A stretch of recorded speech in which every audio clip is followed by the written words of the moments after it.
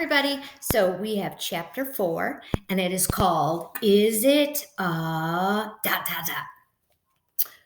What kind of animal? Asked Bat. You'll see, Mom answered. She walked around to the back of the station wagon and she opened the door. Is it a puppy? Asked Bat. You'll see, Mom answered, taking out a cardboard box with air holes poked into the top. Is it a kitten? Bat asked as he followed her to the front door. You'll see, Mom answered. Is it a duckling? Bat asked as he bounced up and down, his hands flapping excitedly. You'll see, Mom answered. Open the door for me, okay? And Bat pushed open the front door. Is it a hoglet? Mom laughed. Where would I get a baby hedgehog? I don't know, Bat said. And then he had an awful thought. Is it a baby human? Mom walked into the living room.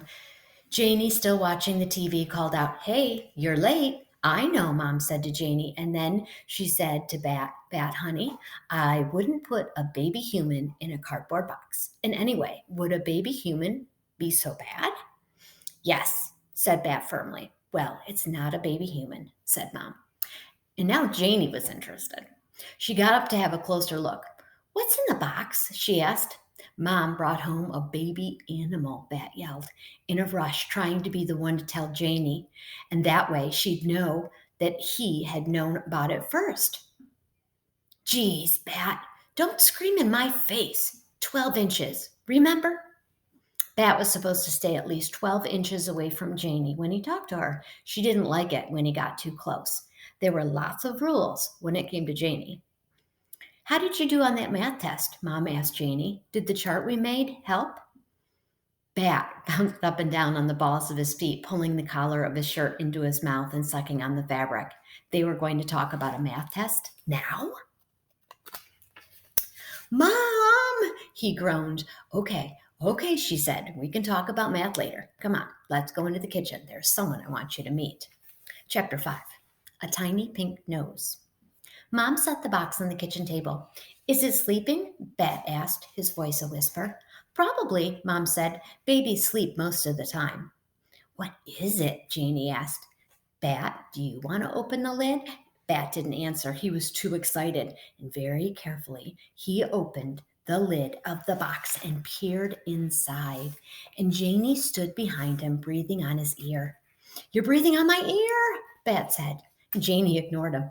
It's just a bunch of rags, she said. Mom walked around to the far side of the round table and reached into the box. She scooped up the pile of material and sat down. Look. Bat watched as Mom shifted the towel in her arms.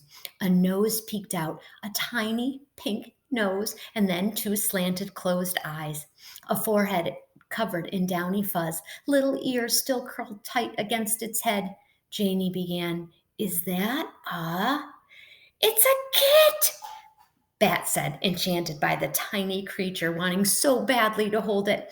A baby skunk. Oh, Mom, Janie said, I can't believe you brought home a skunk. I had to, Mom said, rubbing the skunk's little forehead with her thumb. He's an orphan. Oh, breathed Janie. She leaned in close, blocking Bat's view. How old is he? You're in my way, Bat said loudly, and he pushed Janie's arm to make room for himself. Bat, Mom said, you need to stay calm around the skunk kit, okay? You don't want to scare him. Bat did not want to scare the skunk kit. He wanted to hold the skunk kit, maybe even feed and care for it. But his sister was standing in his way. Move, Janie, he hissed at her as quietly as he could hiss. Why don't you both sit down, Mom said. I'll tell you all about him.